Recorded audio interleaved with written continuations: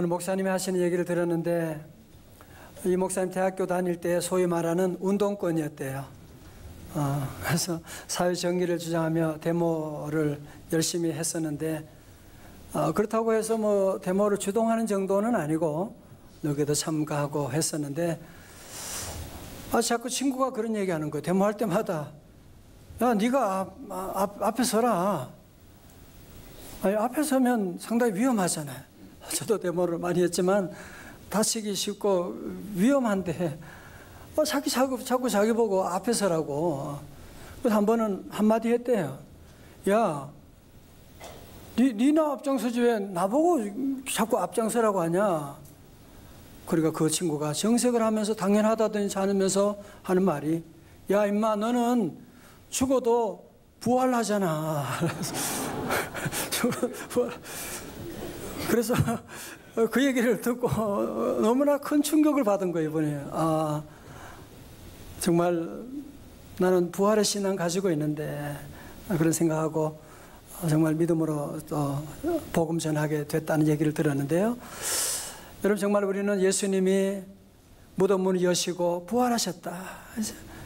그 부활의 주님이 나와 함께 하시고 부활의 주님이 내 모든 길을 인도하시니까 나는 죽어도 살아날 것이고 예수 이름으로 나는 승리할 것이고 정말 우리가 부활의 신앙을 가지고 있다면 믿지 않은 사람들과는 세상 사람들과는 뭔가 달라야 되는 것 아니겠습니까? 여러분 우리가 예수님을 믿는다고 하는 것은 곧 뭘 말하느냐? 요한복음 1장 12절 여러분 잘 외우시는 말씀이기도 하죠. 다 같이요. 시작. 영접하는 자 곧 그 이름을 믿는 자들에게는 하나님의 자녀가 되는 권세를 주셨으니. 아멘. 자, 앞으로 보세요. 여러분 예수님을 믿는다는 것은 뭘 말하는 거예요? 예수 믿는다는 것은 교회 잘 다니는 걸 말하나요? 아니에요. 예수 믿는다는 것은 곧 뭘 말하느냐? 예수님을 어떻게 한 것이다? 영접한 것이다. 예수님 믿으시면 아멘. 그러면 여러분 예수님을 영접하신 거예요. 예수님이 여러분 안에 계세요. 여러분의 집에 계세요. 그런데 예수님을 영접했지만 그 잘 모르는 사람이 예수님을 영접했지만 잘 모르게 되면 어떤 일이 일어나느냐? 오늘 요한복음 2장이 그 얘기하고 있는 거예요. 자, 2장 1절은 그렇게 시작되고 있죠. 사흘째 되던 날 어디에서? 갈릴리 가나에서 무슨 일이 있었어요? 혼례가 있어 예수의 어머니도 거기 계시고 예수와 그 제자들도 혼례의 청함을 받았더니. 자, 여기서 먼저 사흘째 되던 날이라고 하는 것은 1장에서 예수님이 빌립과 나다나엘을 제자로 부르시고 그리고 사흘째 되는 날. 그리고 공간적으로 오늘 이 사건이 난 무대는 어디냐면 갈릴리 가나입니다. 자, 앞을 보세요. 여러분 이스라엘 지도는 아주 쉬워요. 우리나라는 팔도 뭐 이렇게 복잡하지만 이스라엘은 아주 쉬운 것이 뭐냐면 제일 북쪽 지방이 갈릴리예요. 중부 지방이 사마리아예요. 남부 지방은 뭐예요? 유대 지방이에요. 끝. 자, 오늘 본문의 사건은 예수님이 이 북쪽에 있는 갈릴리 지방 어디에서? 가나에서. 여러분 가나는 지도 보신 것처럼 나사렛 예수님이 자라나신 나사렛에서 한 6km 정도 떨어져 있는 그런 곳이었고 아주 작은 한 200호 정도 되는 그런 작은 마을이고요. 요즘도 많은 사람 성지순례 가시는 분들이 대부분 여기를 거쳐가는데 가면 다들 실망하고 너무 초라한 그런 시골 동네이기 때문에 가서 그냥 포도주나 한 잔 먹고 돌아오게 되는 일이 많다고 하는데 예수님의 첫 번째 기적은 예루살렘과 같은 대도시가 아니라 가장 작고 보잘것없는 이 가나에서 시작되었다고 하는 사실. 오늘 여러분의 가정이 초라하고 부족하다고 할지라도 주님은 바로 그곳에 오시고 구원의 역사, 기적 역사 이루시는 줄로 믿습니다. 자, 3절의 말씀 보니까요 어떻게 됐어요? 포도 잔치집에 너무너무 흥겹게 시작했는데 포도주가 떨어진지라. 여러분, 유대인 잔치집에 포도주가 떨어졌다라고 하는 것은 우리나라로 생각하면 되지 않습니다. 가장 중요한. 그래서 유대 랍비들은 그런 말을 했대요. 포도주가 없으면 기쁨이 없다. Without wine there is no joy라고 할 정도로 가장 중요한 것인데, 또 유대인들은 잔치를 한 일주일 정도 하는. 저도 옛날에 시골에 보면 잔치할 때 친척과 주변 동네 사람들 다 함께 모여가지고 며칠 동안 잔치하는 그런 일이 많았는데, 아마 유대인들도 그렇게 했나 봐요. 그런데 포도주가 떨어진지라. 성도 여러분, 세상의 축복은 아무리 기쁘게 잔치를 시작했다고 할지라도 절대로 오래가지 못합니다. 세상의 모든 축복의 특징은 뭐냐면은 일시적이라고 하는 거예요. 대통령 몇 년, 5년 하고 어디로 가실지 몰라. 국회의원도 그렇고, 인기, 그렇게 대단한 인기가 하늘 찌를 것 같아도 그것도 오래가지 못하고, 재물이 많다, 그것도 오래가지 못하는 거예요. 그러나 우리 하나님이 주시는 이 축복은 이 땅에서만이 아니라 여러분의 자손만이 아니라 영원할 줄로 믿습니다. 제가 오래전에 오늘 본문의 말씀을 읽다가 제 마음에 큰 질문이 생겼어요. 아니, 이상하다. 분명히 이 집은 예수님을 모셨는데, 아니, 예수님 안 모셨다면 뭐 포도주 떨어지는 거 그럴 수 있는 거 당연한데, 아니, 예수님을 모셨는데도 어떻게 포도주가 떨어진지라, 이런 일이 있을 수가 있을까? 여러분 어떻게 생각하세요? 제가 이 질문을 가지고 고민하고 기도하는 가운데 한 번은 제 자신을 보니까 이해가 팍 되더라고요. 저도 예수님 믿고 예수님 영접하고, 그래도 제 삶 가운데 자주 포도주가 떨어지고 기쁨이 떨어지는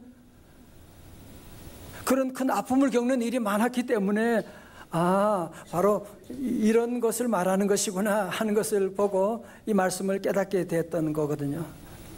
혹시 여러분 가운데도 믿음 생활하고 교회 오고 봉사도 하는데 자꾸 이상하게 뭔가 포도주가 떨어져, 기쁨이 떨어지고 사고가 자꾸 일어나고 부부 사이에 자꾸 이런 어려움이 오고, 그렇다면 아마 여러분이 바로 이 갈릴리 가나 혼인잔치의 전반부와 같은 상황이 바로 그런 얘기를 하고 있는 것입니다. 여러분, 가나 혼인잔치 집에 왜 이런 포도주가 떨어지게 됐을까요? 왜 이런 대형 사고가 나게 됐을까요? 예수님 모셨는데도. 그 이유는 저들이 예수님을 모시긴 했지만 어느 누구도 예수님께 주목하지 않았어요. 예수님을 찾아가지 않았어요. 예수님은 단지 그 집에 누구로 오셨던 거예요? 손님으로 오신 거예요. 그렇죠? 여러분, 누가 여러분 집에 손님으로 왔는데 안방에 들어가서 장롱 열고 막 돌아다니면 여러분 기분 별로 안 좋지요. 그죠? 제가 왜 저러지? 예수님은 인격을 가지고 계신 분이거든요. 예수님은 마귀는 도적이에요.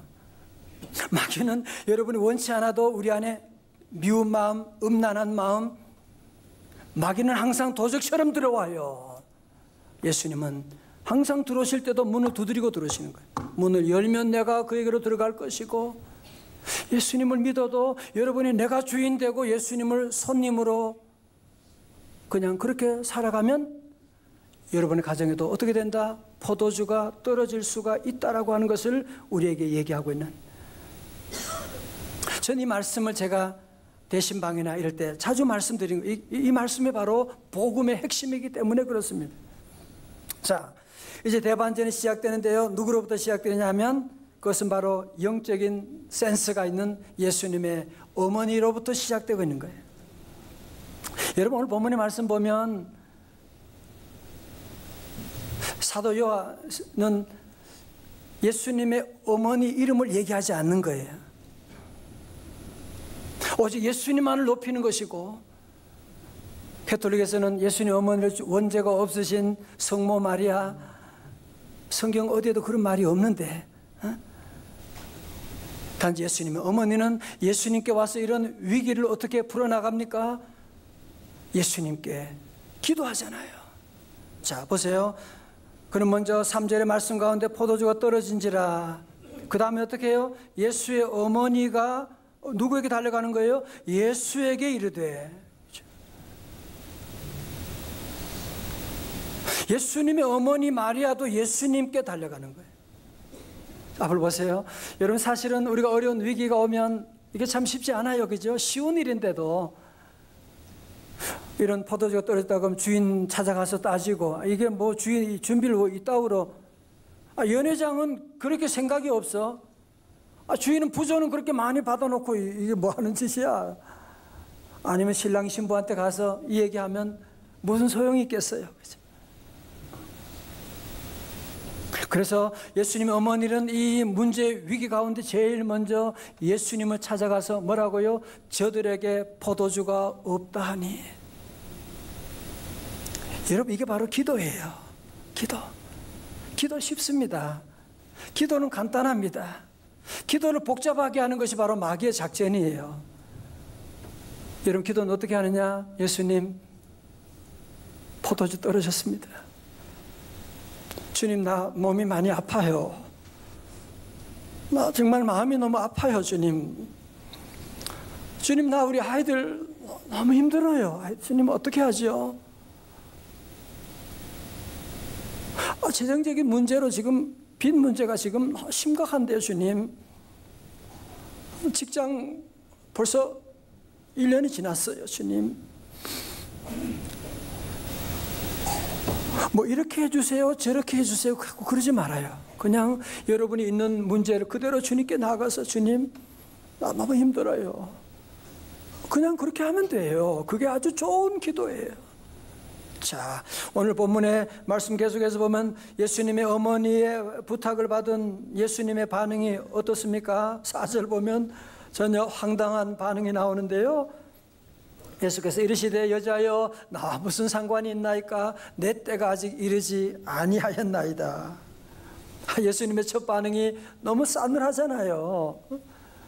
이 어머니에게 어떻게 이 섭섭한 말을 이렇게 할 수가 있습니까? 여러분, 언뜻 들으면 거절하는 것처럼 보이지만 이 예수님 어머니 마리아는 예수님을 믿으니까, 예수님이 어떻게 놀라운 일을 하실 것에 대한 기대함을 가지고 그는 위대한 믿음의 말을 하게 되는 것입니다. 성도 여러분, 기도하실 때도 여러분이 경험하시는 바지만 기도의 장애물이 너무 많아요. 보면 가족들이 안 도와줘요. 어떤 때는 목사님 설교 가운데도 보면 상처받을 때가 있고.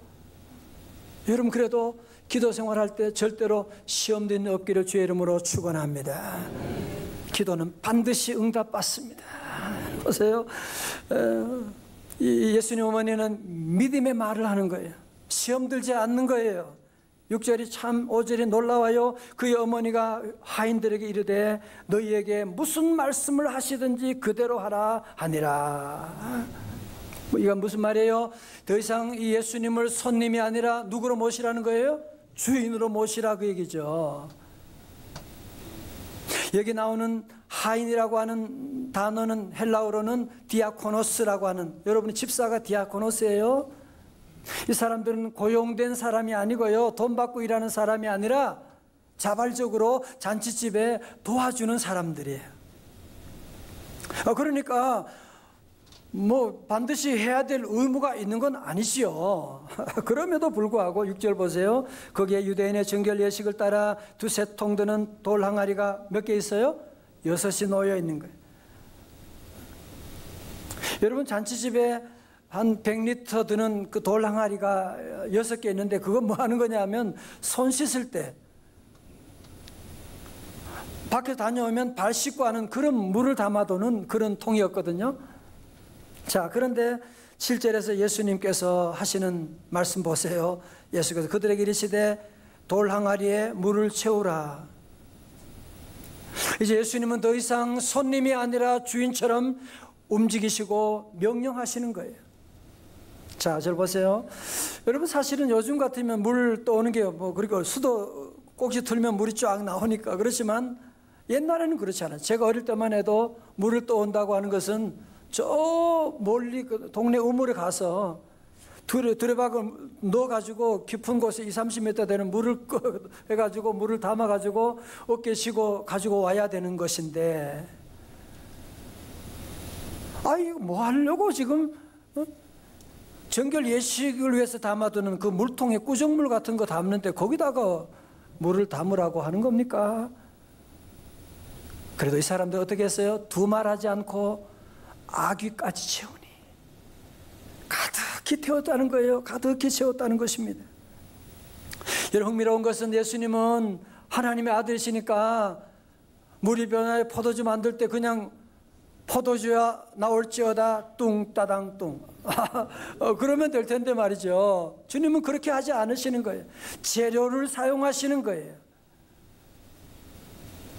하인들의 순종과 항아리의 물을 통해서 주님은 일하시고, 오병의 기적도 마찬가지였죠. 그냥 떡 나올지어다 그러지 않으시고 보리떡 5개 물고기 2마리를 재료로 삼으셔서 오병이어의 놀라운 기적을 행하시고, 그렇습니다. 오늘 여러분들의 자발적인 순종, 찬양대 안 한다고 누가 잡아가나요? 누가 교사 안 하고 셀 리더 한다고 누가 잡아가는 거 아니지만, 우린 자발적인 디아코노스로서 주님 앞에 나와 순종하고 헌신하고 주님께 드리는 예물을 통하여 교회가 세워지게 되고, 이 예물을 통하여 선교의 사명을 감당하게 되는 것이고, 그래서 우리의 죄를 드리는 예물을 통하여 우리 하나님의 놀라운 역사, 오병이의 역사가 일어날 줄로 믿습니다. 자, 여러분, 여기까지도 물론 쉬운 일은 아니지만 이제 두 번째 예수님 명령은 진짜 말이 안 됩니다. 8절의 말씀 보세요. 이제는 떠서 연회장에게, 주방장에게 갖다 주라. 아니, 지금 이 집에 필요한 게 뭐예요? 포도주지요. 포도주지요. 포도주가 필요한데 지금 구정물 같은 것도 가지고 갖다 주었다가 무슨 망신 당하려고, 야단 맞으려고, 그렇지 않습니까? 여러분, 그래서 오늘날 우리 모든 성도들 가운데 보면 대부분이 이 두 번째 명령에서 걸려 넘어진 일이 참 많아요. 보면 왜? 내 생각, 내 상식과 틀리니까. 요즘 현대인들은요 다 똑똑해요. 다 대학 졸업하고 아는 게 많아가지고 신앙생활 할 때 보면 말씀에 이래서 안 되고 저건 저래서 틀려 먹었고. 여러분, 그러면 믿음이 절대로 안 자라는 거 아세요? 10년 지나도 믿음이 자라지 않고 교회를 다녀도 포도주가 떨어지게 되는 이런 사고들이 계속 반복될 수밖에 없을 것입니다. 여러분, 그런데요, 오늘 여기서 나오는 우리 예수님의 어머니 보세요. 정말 예수님 말씀 듣고 시험 들 수밖에 없는 그런 상황이잖아요. 그죠?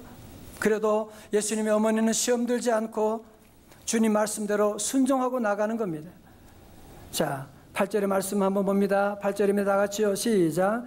이제는 연회장에게 갖다 주라 하심에 갖다 주었더니. 아멘. 이제 하인들도 예수님 말씀에 자발적으로 순종하는 거예요. 그래서 연회장에 갖다 주었더니 어떤 일이 벌어졌어요? 드디어 보통 물이 변하여 포도주가 되는, H2O가 변해가지고 C2H5OH, 이거 외우느라고 힘들었어요. 창조의 놀라운 역사가 일어나게 된 줄로 믿습니다.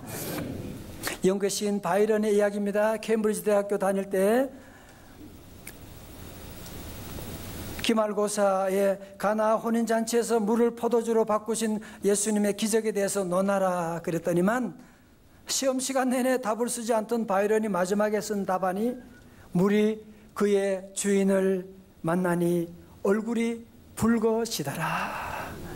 여러분, 놀라지 않습니까? 정말 시인답게 아주 놀랍게 이렇게 표현하고 있는, 하여튼 물이 변하여 포도주가 되는 그 시점이 언제인지는 모르지만 아마도 하인들이 물을 퍼서 연회장에게 가는 그 동안에 이 물이 예수님을 만나게 되고, 그래서 붉은 포도주가 되지 않았을까 생각을 하게 됩니다. 저는 제가 오늘 옛날에 청년의 때에 어느 날 목사님이 그러시는 거예요. 예수님이 내 안에 계시다고 하는 얘기를 하셔서. 아니, 예수님 내 안에 계시다는, 내가 모르는데 어떻게 예수님 내 안에 계실 수가 있는가? 저는 잘 몰랐거든요. 그러면 혹시 예수님이 내 안에 계시지 않은 거 아니야? 그런 의문이 들고 불안한 마음이 들더라고요. 그때 성경 말씀을 읽기 시작했어요. 성경 말씀 읽고 기도하는 가운데 보니까 내가 주여라고 하는 것도 내 마음대로 하는 것이 아니라 이미 내 마음 안에 성령님이 계시다고 하는 얘기더라고요. 고린도전서 12장 3절 말씀 하반절 보세요. 또 성령으로 아니하고는 누구든지 예수를 주시라 할 수 없느니라. 다 같이 아멘. 여러분이 아멘 할 수 있는 것도 여러분이 하는 거 아니에요. 여러분 안에 예수님이 안 계시다면 우리가 어떻게 아멘 할 수가 있겠어요? 말씀 듣는데 눈물이 쏟아진다. 아니, 우리 안에 성령님이 계시기 때문에 그런 거죠. 오늘 아까 2부 예배 가운데도 어떤 신사분이 예배 끝나는데도 계속 통곡 울면서 오는 거예요. 왜 그러냐 그러니까 말씀 가운데 은혜 받게 되니. 그게 어떻게 가능한 일이에요. 그게 다들 보고 있는데 주님이. 그래서 제가 그때 확실히 깨달았어요. 예수님이 내 안에 계시구나. 성령님이 내 안에 계시구나. 그래서 내 삶 가운데 주님과 동행하는 삶, 이것이 얼마나 기쁜 일인가 하는 것을 깨닫고 주님과 동행하는 삶을 시작하게 되었던 것입니다. 여러분, 만약에 수표에 대한 개념이 전혀 없는 사람, 만약 그 사람에게 여러분 100억짜리 수표, 너무 큰가요? 100억짜리 수표를 주면 그 사람 뭐라 그러겠어요? 참, 5만 원짜리 돈이나 신사임 땅에 하나 주지 무슨 종이 쪼가리를 주고 그렇게. 수표 개념이 없으니까 그렇게 말해요.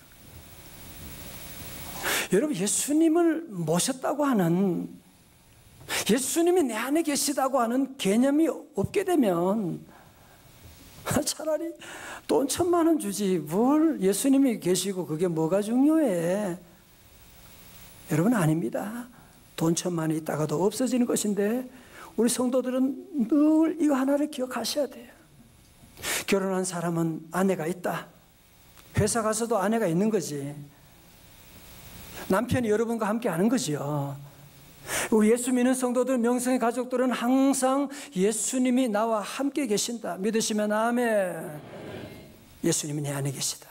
그러므로 여러분, 더 이상 예수님을 손님이 아니라 이제는 예수님을 우리의 삶의 주인으로 모시고, 주님께 포도주가 없습니다. 주님께 말씀에 순종하고 나가면 오늘 이 요한복음 2장의 사건이 옛날 얘기가 아니라 여러분의 삶의 현재적인 사건이 될 줄로 믿습니다.